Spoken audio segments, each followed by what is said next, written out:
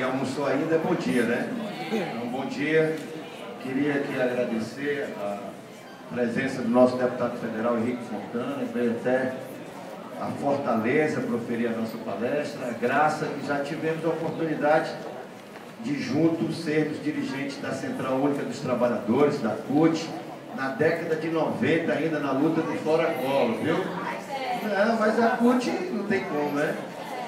Deputado federal Arthur Bruno, com quem a gente vem trabalhando já há um bom tempo e acompanha a sua trajetória, Cláudio Regis, aqui a luta, e a Gina, que a gente conversava aqui um pouco ainda durante o debate, algumas palestras aí, Bruno, que ela já está organizando na Unifor para a gente debater aí, também lá pela Unifor. Deixa eu marcar aqui o tempo, são 12h40, né? Eu tenho no máximo 10 minutos, não é isso?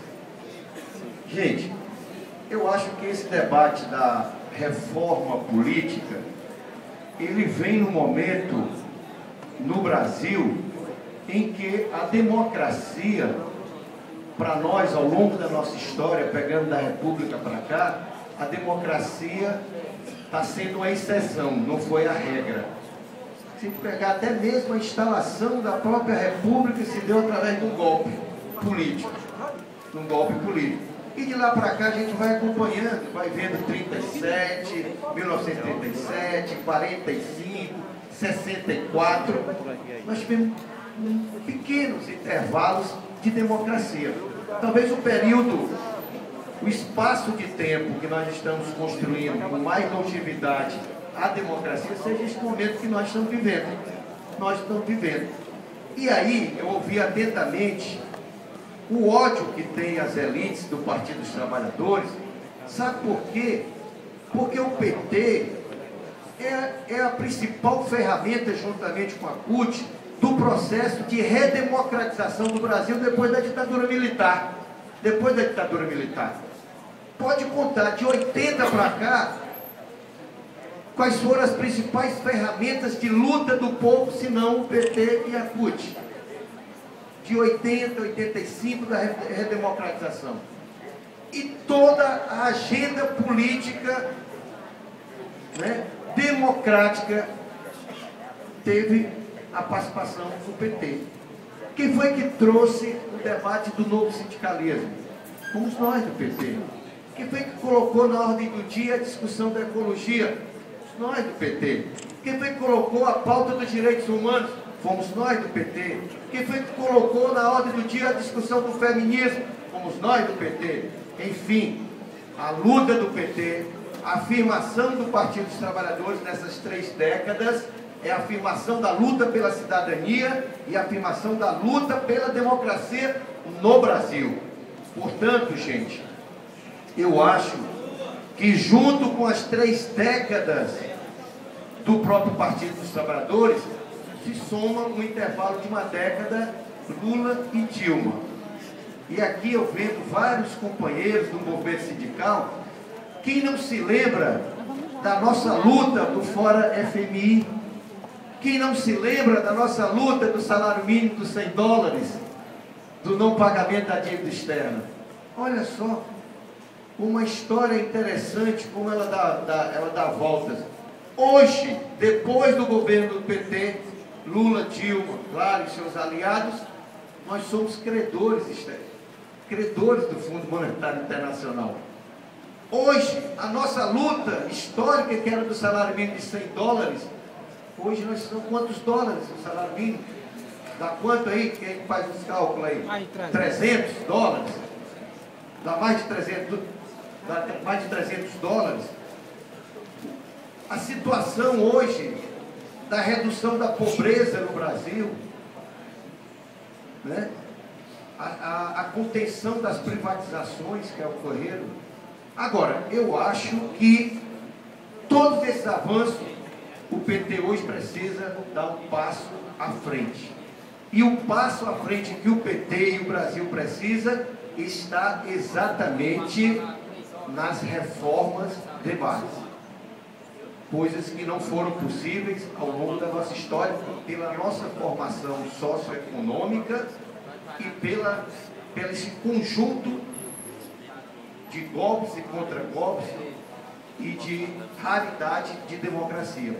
Então, assim, está na ordem do dia para nós, gente, a discussão da reforma, não só junto com a discussão da reforma política, mas ainda da reforma agrária, da reforma fiscal, de todas essas reformas, que estes avanços que nós estamos tendo, tivemos no governo Lula e no governo da Dilma, se não der esse passo à frente, nós corremos o risco de fazer o trabalho pela metade.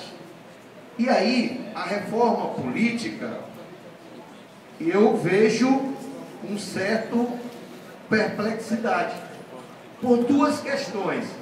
Primeiro, pela composição do Congresso Nacional.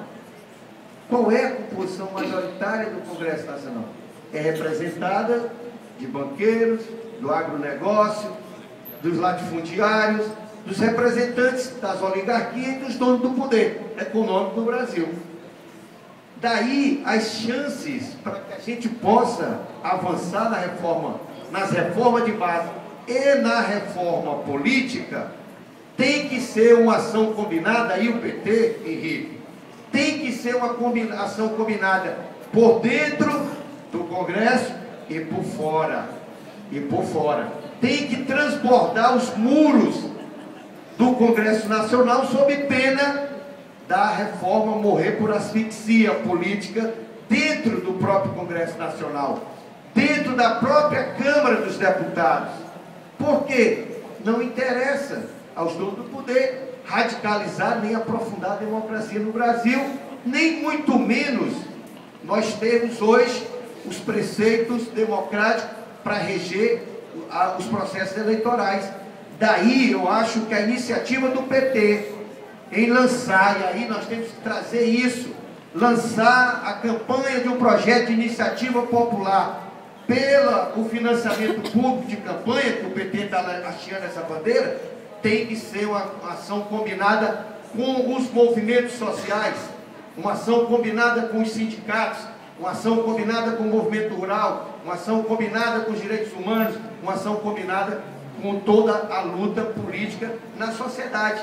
Aí eu acredito as chances de nós darmos um passo à frente nessa questão da reforma política. Portanto, essa bandeira do projeto de iniciativa popular, do financiamento público campanha, vamos casar no Congresso Nacional, na Assembleia Legislativa, nas câmaras de vereadores, vamos ocupar as ruas, as praças, as universidades, vamos coletar as assinaturas e apresentar, porque eu acho que será a maior contribuição que o partido pode dar, é levar à frente essa campanha pelo financiamento público de campanha, financiamento público da campanha, das campanhas eleitorais, principalmente pela experiência que nós passamos e que pagamos caro exatamente por a existência disso, do financiamento público.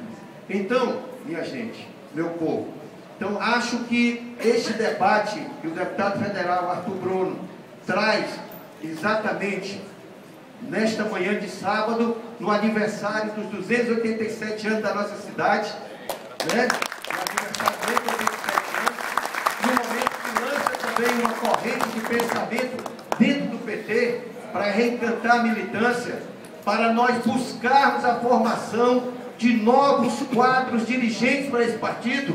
Nós precisamos ter isso para dar sequência ao trabalho do Bruno, para dar sequência ao trabalho do Henrique, para dar sequência ao trabalho do Acrisio Senna, para não ficar sempre os mesmos.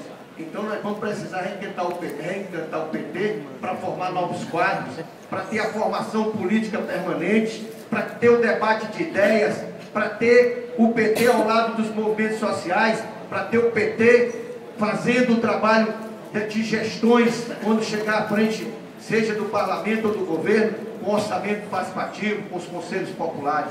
Então é este o PT que nós sonhamos, e é este PT que ele continua mais vivo do que nunca, mesmo a cada instante a imprensa anunciando a sua morte ou tentando, né, fazer com que esse partido recue.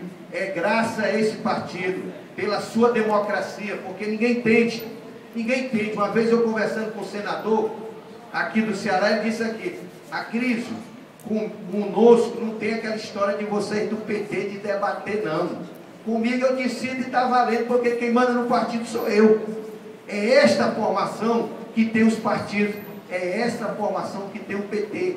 Ouvir, debater, enfrentar, chegar à radicalidade, às vezes se expor publicamente, mas ter coragem de expor seus pontos de vista. Então eu finalizo aqui dizendo que nós vamos ter que levar esse debate da reforma política com uma outra importância de casar o debate com as outras reformas. O segundo governo da Dilma, que é a tarefa central de todos nós aqui, o segundo governo da Dilma, ele tem que necessariamente dar um passo à frente para avançar nas reformas de base, na reforma agrária, na reforma fiscal e na reforma política, para nós deixarmos o maior marco da história de todos os tempos do período da República, do governo, do Partido dos Trabalhadores e seus aliados. Então, parabéns, Henrique, parabéns, Arthur Bruno, parabéns a todos que acompanham essa mesa, bom dia e parabéns, Fortaleza,